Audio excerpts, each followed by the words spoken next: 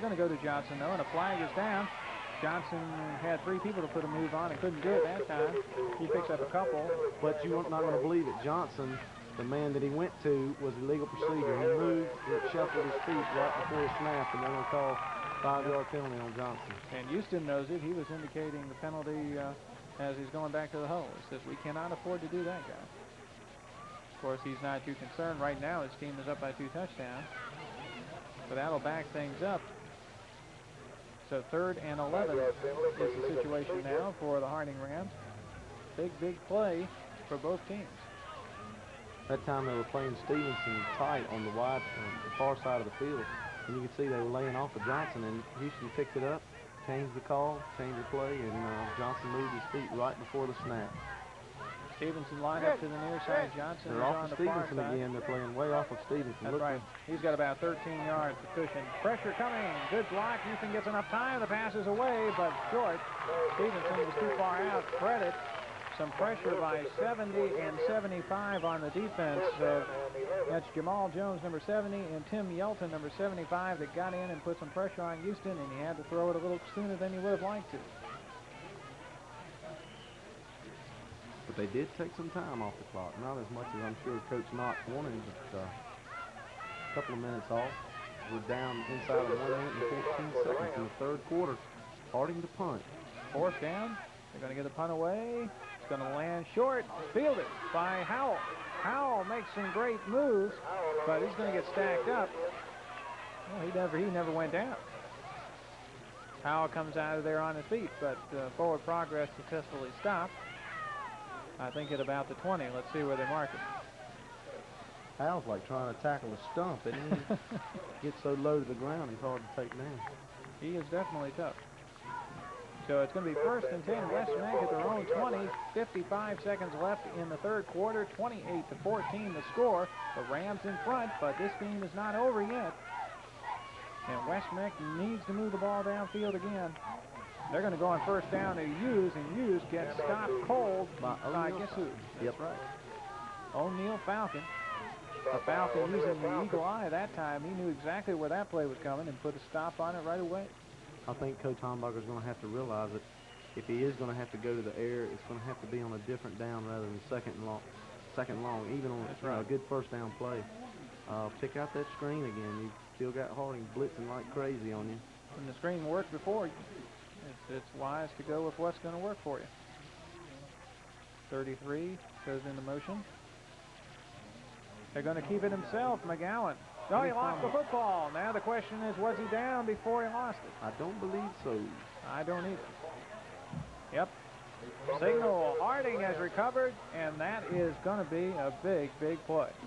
McGowan kept it himself, moved out to about the 35, and then fumbled the football. I believe that was Bullock on the recovery, number 24 for Harding.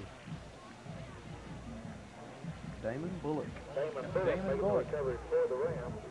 And that is a really big play. As we come to the end of the 3rd quarter. So after 3, 28-14, the Harding Rams out in front of the West Meck Indians by 2 touchdowns, but the Rams with the football in excellent field position. And if they can get in and score a touchdown, that could be the nail in the coffin. It would be awful hard for West Meck to come back from a 3-touchdown deficit with under 12 minutes left on the clock. Like we talked about earlier in the game, when we've seen Houston this year against Garinger, from about 25 yards on in, he tries to go for the bomb. He's looking for a corner pattern. Didn't connect on too many post patterns that time, but I think he hit 5 corner patterns for touchdowns against Garinger. This is the range he likes to put it up in the air and look for them to. They're going to go for the throat. I can't say anything but Houston trying to pass right in the end zone. Well, he's completed 13 out of 19 so far tonight for 223 yards. So he's got man-to-man coverage on Johnson on this side. That's right. He's going to throw over the middle, though, wide open with Joey Hustedler. And Hustedler is down to about, what, the 10-yard line, it looks like. So that was from the 28, so an 18-yarder. 1st and 10 Rams. Ball's on the it's the college scouts. See anything wrong with Houston? They got one over on me, Jeff. I don't he know has what. picked them apart. Anything, any kind of zone defense they're trying to run, he goes right to man-to-man coverage every time. I don't know what his academic situation is, but if he has good academic situation, I'm sure that some of the bigger colleges would have to look at Houston. And he is playing. He's an instinctive player. You can tell he just spots the holes and goes right to them. Doesn't waste any time. They say a lot of times a player has to get out there and they don't have time to think about what they're going to do. They have to do it. It has to be second nature. It has to be instinctive. And Houston has shown over and over again that he has that ability. Having an arm that throws the ball out there like a Winchester has a lot to do with that too. That certainly has to help. First down and goal from about the 8. Back to pass on first down. Throwing for the end zone. Touchdown. Good catch by Robert Johnson because he was being pressured by 20 Puckett. Johnson makes the catch, though, and a touchdown from about 8 yards out. I think Johnson has a makings of being the best sophomore receiver. I know he does. Best sophomore receiver I've ever seen.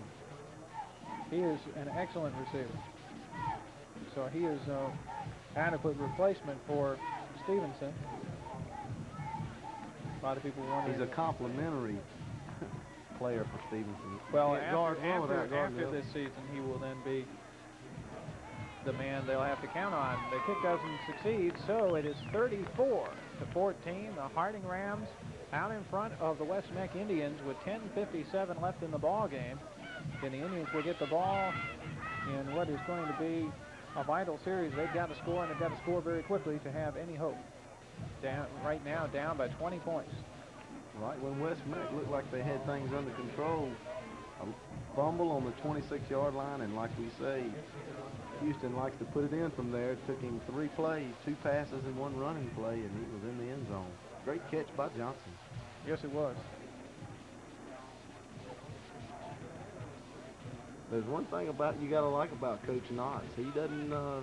He believes that other teams can come back on his defense because he puts them on the board. He makes a pinball. It looks like a pinball machine up there on his side when his team has things in gear.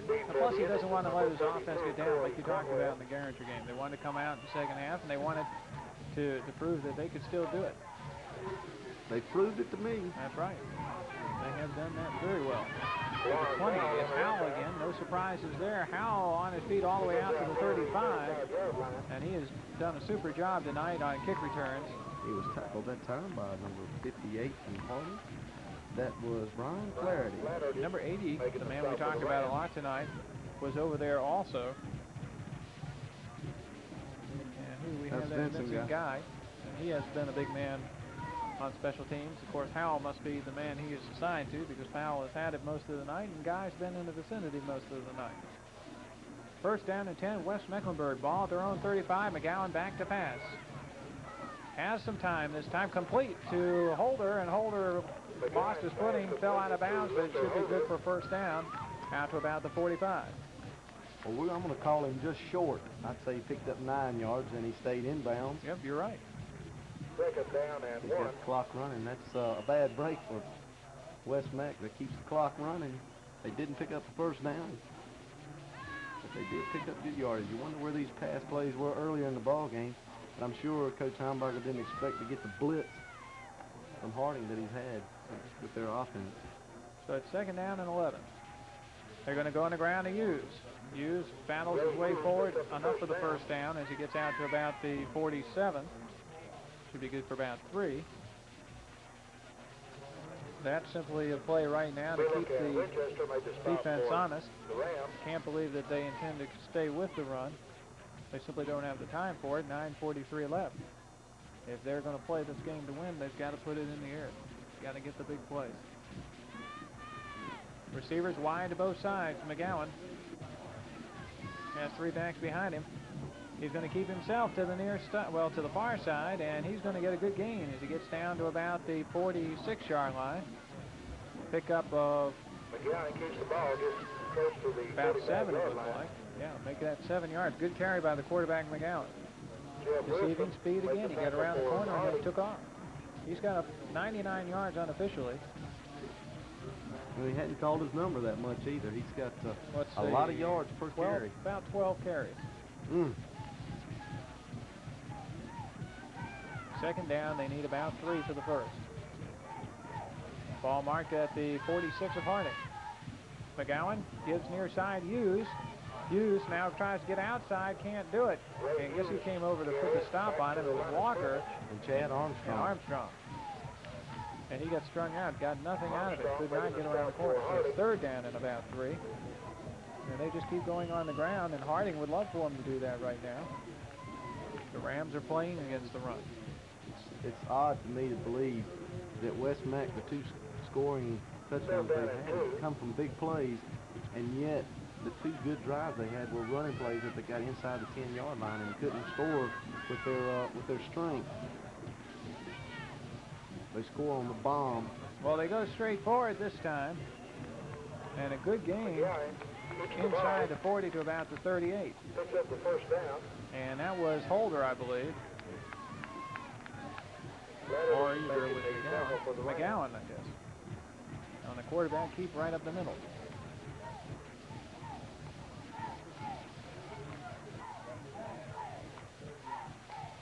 We have to compliment the receivers from Harding, too. Houston throws it out there, but there's not many receivers we've seen much better in hauling the ball in as the 2 he's got split. They've done a good job. Stevenson has redeemed himself well. McGowan threw it to an area where nobody was. And it looked like Fred Snow was maybe the man he was hoping to go to, but Snow was a little bit deeper. He was trying to get the ball out in the flat to Holder, and Holder was covered well that time by number 33 from Harding. Let's see, that is Dwayne Hill. Yeah, Dwayne Hill. And that was a good play, believe it or not, by McGowan, just throwing that ball away. So second down and 10. Clock is down to 7:35 now. 34-14. It's a 20-point ball game. The Rams in command right now, but West Meck still has a good bit of time left. They've got to get some big plays, though, and get some points on the scoreboard. Howell is to the near side. McGowan has trouble getting the offense set. He uses a timeout, which leaves them with only 1. And again, they have to use a timeout. And I'll tell you what, West Meck has just had problem after problem tonight. With the turnovers that, well, we've got the clock running. It's down now, stopped at 7:19. But we had a timeout called.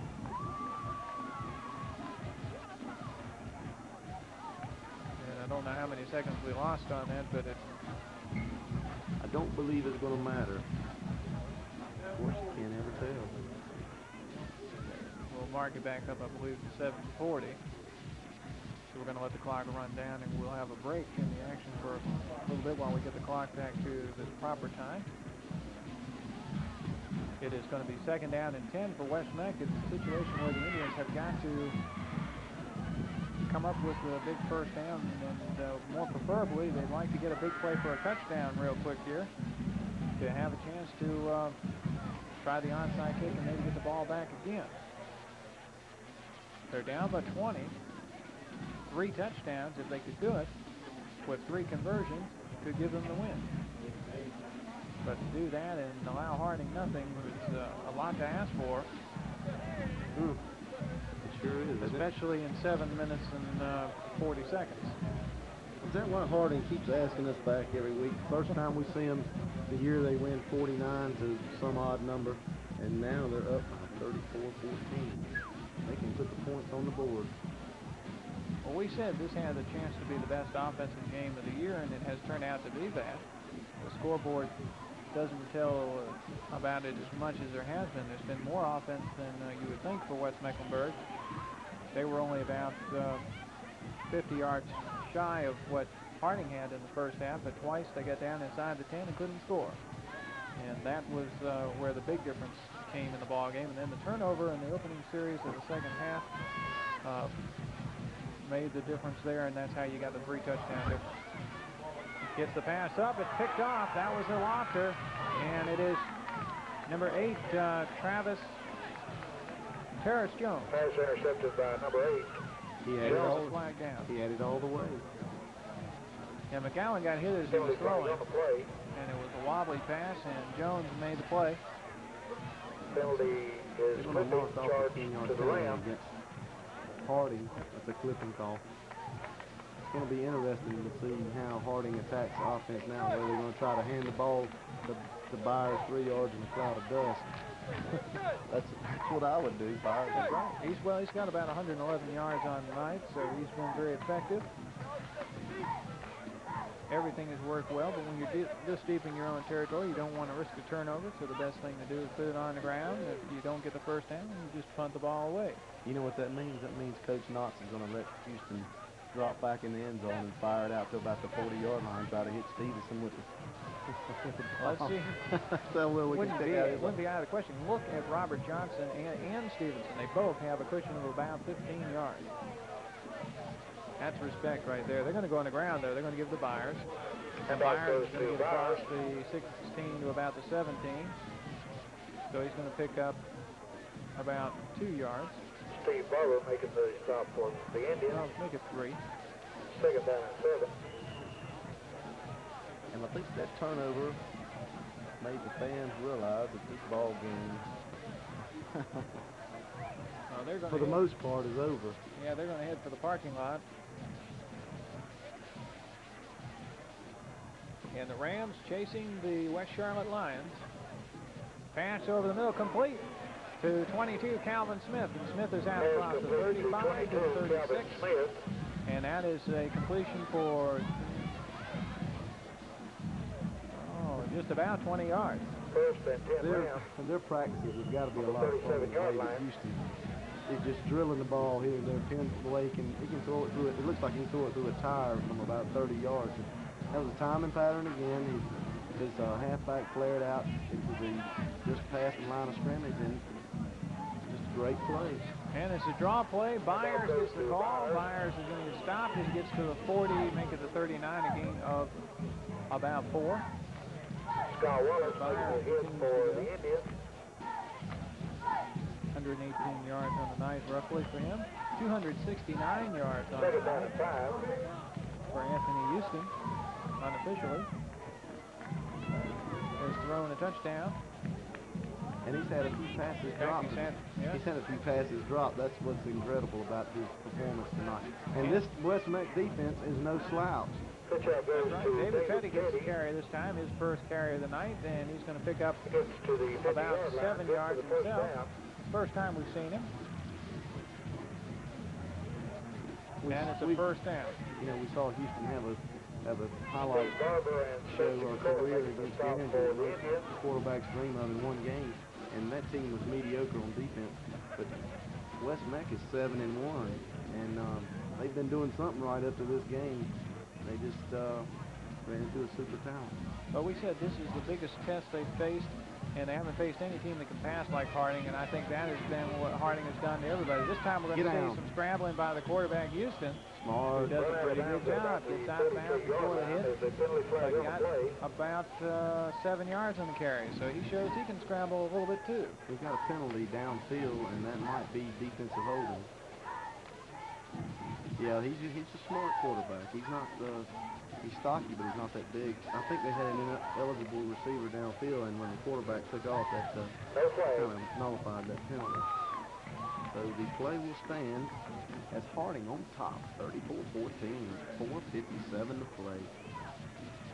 The West Meck fans dejected, and how can you blame them? That's right. This was such a big game, and they have not played, that bad of a ball game. They've had a couple of turnovers that have hurt them. They had the 2 times they got down and stalled out. And against Harding, you just can't do that because the Rams have so much offense. Quarterback keeps himself. We begged them to score when they got down deep. We knew they were going to need it. They didn't come through. Houston keeps on the play, picks up the first down. But you have to, give them a lot of credit. This has been a great year for the West Meck Indians. Oh, yeah. Even if they do lose this game, as right now it looks like it's going to wind up that way, that's only 2 losses on the year. And they certainly did a lot better than some people, would have thought. Well, I think the biggest play of this game has been at the end of the first half. It looked like Harding, and we see a new quarterback in. Jeff, so that's this is Ed Lawing, I believe, should be number 15. Yes, Lawing is in. He's going to hand off to Byers, and Byers is going to fall for about 4. To Byers. They've had it clicking tonight. But the big flea flicker play at the end of the first half took a lot of wind out of West Mecklenburg. Their defense had hung tough the whole first half. You know, first quarter they gave up 2 touchdowns, I believe, but they played well the whole second quarter, and then right at the end of the first half, when the flea flicker hit them, that was more than they could stand. Yeah, they put them 2 touchdowns down. And they're going to go up on the run again. That was Ed Loring with the keeper for about 3. So Loring takes it for the first time himself. 3:37 left on the clock. We're counting on down. 34-14. The score. The Rams of Harding appear to be on the way to another conference victory, which for them keeps their hopes alive for a conference title because it will make them 4-1 in the conference. They've got one more conference game next week against East Gaston, and if they can win in that ball game, which they're expected to, East Gaston has not had a very great year. This time is Petty to the near side, and that would give them a final record of 5-1 in the conference play. West Charlotte, if they beat North this week, will be 5-1 in conference play. The tie then puts the 2 teams head-to-head, and Harding won the head-to-head competition. So the Rams could, even after a slow start that they had at the beginning of the year, could wind up being conference champions, which gives them the home field advantage in the playoffs, the first round anyway. They're going to give it to Petty. Petty got a seam, and Petty's got a big hole. Comes down to around the 20-yard line. Petty picks up 12 yards.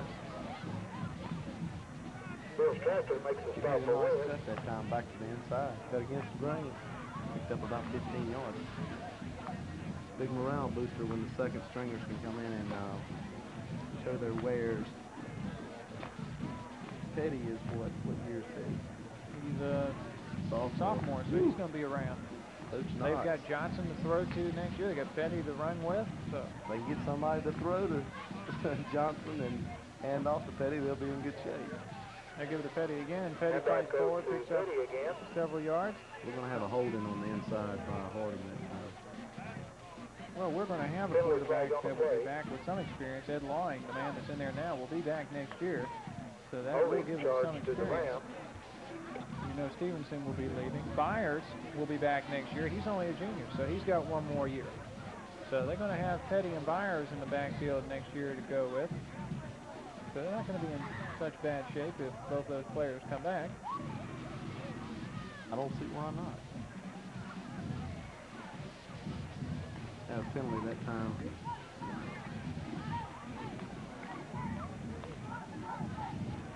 That was declined by Harding, I believe. They caught us looking at next week's roster when they called that penalty, Jeff. Not fair. Of course, next week, we will remind you, we're going to be at Myers Park High School, and it'll be the Myers Park Mustangs. As you see, we'll go to the far side, do the Rams. The Mustangs will play host to the West Charlotte Lions in a non-conference game. It's hard to believe we're already at the end of this season. It seems like it just got started. Steve Barber makes a stop for the Indians. Right. The season goes by fast. It's been a lot of fun. We've seen some exciting games. One other player that will be back next year, Tom, for Harding is Joey Huskudler, a man we've seen a few times. He's a tight end, and he's just a sophomore, and he's looking good. So they got a lot of weapons that are going to be back next year. So Harding has looks like a pretty good nucleus, but as you say, they depend on how well the quarterback can throw the football. They're going to run it up the middle to Petty once again. Gets it to about the 15. 1 minute and counting. It's all academic. The Harding Rams will up their record in the conference to 4-1. And West Meck will drop to 3-2 in conference play. Next week, the Indians will be playing at North Meck. And that will be the record for Harding, 7-2 overall on the year. 30 seconds now on the clock. We'd like to thank the all-volunteer crew of Cablevision in Charlotte. As you see flags go down, they have put in another great performance tonight.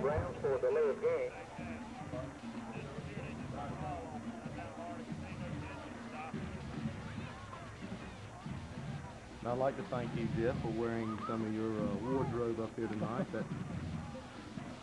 Who is that supposed to be? Eddie Munster? Is that the old Eddie Munster outfit? I don't know who that's supposed to be. Just a rough, isn't A little bit of a tire for the spirit of the evening. Of course, this is Halloween night. I don't know if we mentioned that yet, but if we haven't, you probably already figured that out.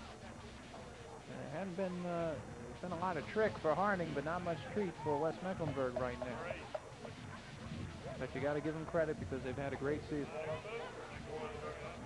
And they're going to hand off to Antonio Walker, and hopefully he stayed in bounds, so that'll be the last play of the game. But nope, didn't do it. The clock stopped at 21 seconds, so you're going to have to stay a few more minutes, Tom. What a game it has been. Byers has unofficially 122 yards and 21 carries, and he also managed to score 2 touchdowns in the process. And, well, no, I'm sorry, 3 touchdowns. Anthony Houston has thrown for 269 yards and a couple of touchdown passes. So he has had a great night. Well, we've got a timeout called, apparently, with 11 seconds left on the clock. it seems hard to believe that in the short time that, or high school football, that you can have a quarterback come in and throw for close to 300 yards. Yep. Unofficially about 269. That's unbelievable. But we've seen it so many times. Houston does it on a regular basis. He's just a great quarterback. Like you say, he's very instinctive. He can spot the open man. He plays reads his defenses extremely well. And, you know, last year, you had to really think the Rams had a chance maybe at the state championship. Did not get it, of course, because they lost to Houston. He was hurt and ran into a buzzsaw when they played Winston-Salem Parkland in the second round of the playoffs. And were just such, incredibly outside that Parkland was able to beat them. And, of course, they're not the same team without Houston. Well, I think it shows a lot of Houston, too. Tonight he got blitzed a lot, but he had the composure. You know, when he got one or two of the big tackles from West Meck to beat, he was able to get the, it wasn't a game type of pass rush on Houston. And I think that's what it's going to take, because it really bothered him a few times when he gets flushed out of the pocket. He does make mistakes out of the pocket, and that's what you got to do to him. You let him take that 5-step drop, Jeff, and it's going to be murder. And we can see that tonight. And so it is West Mecklenburg football. McGowan is back to pass. He's just going to air it out, and he's looking for Howell. And it's knocked away by number 34. 5 seconds left on the clock. We're going to have a penalty. Let's talk about what McGowan did tonight. Not a whole lot in the passing department. He did have 2 big touchdowns, a 71-yarder and a 53-yarder. 1 interception in the ball game, or possibly 2. I believe I missed one. But he's had a good night on the ground. He ran for over 100 yards rushing. But the passing game was not there. Good defense by Harding. And, of course, as we said, the 2 stalled drives really made the difference in the first half. And then the 2 turnovers that we've seen in the second half put the icing on the cake for the Harding Rams. Well, what we've seen tonight is a team that has the comeback ability or the high-powered offense like Harding, and then you get a ball control offense that West Meck does. Anytime the high-powered offense gets up a couple touchdowns, they put so much pressure on the ball control offense that West Meck has. It just knocked them out, and we could see that early in this ball game that. Especially by the halftime. And look at Holder as he tries to break one up the middle. And to end the ball game, he takes it up the right side for about 20 yards. And that will do it for the end of the ball game. Our hometown Cable 3 game of the week says Harding up 34-14 over the home West Meck Indians. And, of course, the Harding Rams just played outstanding football tonight. The West Meck Indians did not have enough, could not make it happen when it counted the most. We congratulate Tom Knotts and the Rams, who appear to be possibly headed for the playoffs, and West Mecklenburg on a great season. The loss tonight. Remind you that next week we'll be at Myers Park High School for the final game of the season, regular season, the Mustangs against the West Charlotte Lions.